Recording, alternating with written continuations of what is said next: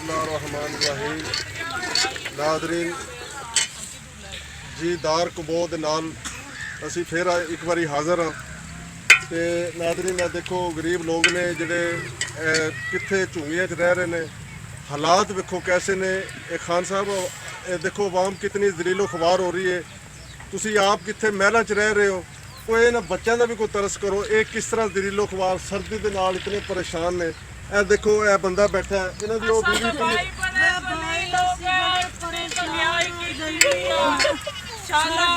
छोटे छोटे बच्चे बड़े जलील हो गए। रोंदे पिटेंदे पे 200 किलो इस खंड ला छोड़िए, क्यों 300 ला छोड़ा, आटा किथे स्टार्ट छोड़ा। सी तो गरीब हाँ, बच्चे बीमार हैं, है की करिए, कितों खाइए। इतनी महंगाई हो गई है, कोई खुदा दा खौफ करो, कोई बात कर जी बोलो बेटा। अल्लाह के बंदे ऐसा तमाशा साढ़े छोटे छोटे बच्चे से मेहरबानी करो।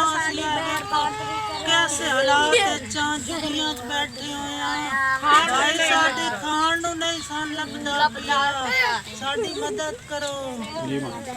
बोलो बेटा जी मां। ये जनाब देख रहे हो, इन्हां दी आवाज़ां सुन रहे हो, कितनियां रोनियां इन्हां दी आवाज़ां ने। असीं अपने बच्चों नाल कितना प्यार कर रहे हैं, कितने असीं घरां दे विच जनाब अपना साँभ सूंभ के रखे हैं सर्दी के हालात दे विच है जी। ते इन्हां ये भी बच्चे ये साडे ही बच्चे ने, इन्हां दा भी कोई ख्याल किया जाए, कोई खुदा दा खौफ किया जाए। ए बीबी देखो कितनी बुखार नाल रजाई दे विच पई।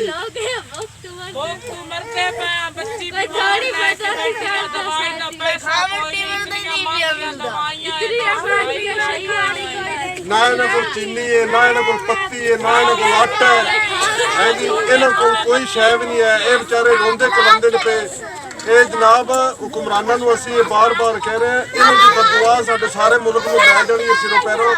इस वास्ते असीं ये गुजारिश कर रहे हैं जनाब के नज़रसानी करो, गरीबां दे हालात बदली करो।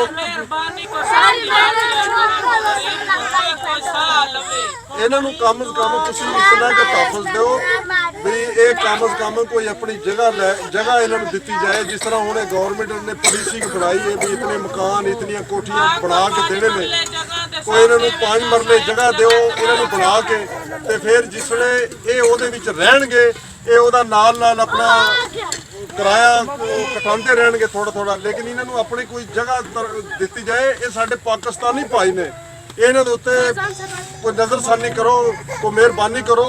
ते ए देखो ना बच्चियां जवान बच्चियां ने, मेरियां बच्चियां ने, इन्हां दे मैनूं जहेज वास्ते नहीं पैसा लभदा, मैं इन्हां नूं की उठावां इत्थों करो।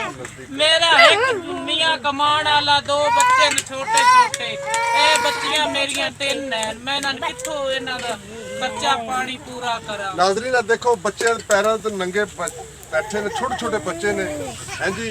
ओहदी बीवी बेचारे दी बीमार है, वो आप हंडी बना रहे हैं जी। इन्हां कोलों पुछो जी जी जी गरीब बंदे हैं, कोई साडा अखराजात ऐसा नहीं है कि कोई रोजी रोजगार कोई होवे साडा। असी कोई अपना कोई हर चीज़ महंगी हुई पई है, कोई ऐसा जरिया नहीं है कि की करिए। महंगाई दे विच कोई सिलसिला नहीं चल रहा। तो मेहरबानी करो जी, कोई साडे नाल जो कोई तफीक है साडे नाल ना मेहरबानी करो कोई सर जी वाइंड अप बस मांगे साहब वाइंड अप करो। ते सर इस दे नाल ही गवर्नमेंट अगे साडी गुजारिश है भी इन्हां दे नाल कोई भलाई कीती जाए, कोई नज़रसानी कीती जाए। इन्हां नूं मकान 5 मरले दा लै के प्लाट अगर इन्हां नूं ओहदे 4 दीवारी दे विच बिठाया जाए, इन्हां दियां खान साहब सारी जिंदगी खुदा दी कसम तुहानूं दुआ मिलणगीਆਂ। इन्हां दे बच्चियां दे हालात देखो, इन्हां दे बच्चियां दे ए छोटी छोटियां बच्चियां ने, साडियां बच्चियां ने, ये साडियां बच्चियां ने। खुदा दी कसम दिल खून दे आंसू खान साहब रो रहा है। साडे कोई नज़रसानी इन्हां दे करो। और इस दे नाल ही असीं तुहाडे कोलों इजाज़त लवांगे। जी दार कंबो नूं इजाज़त दिओ, इंशाअल्लाह ताला फिर मिलांगे।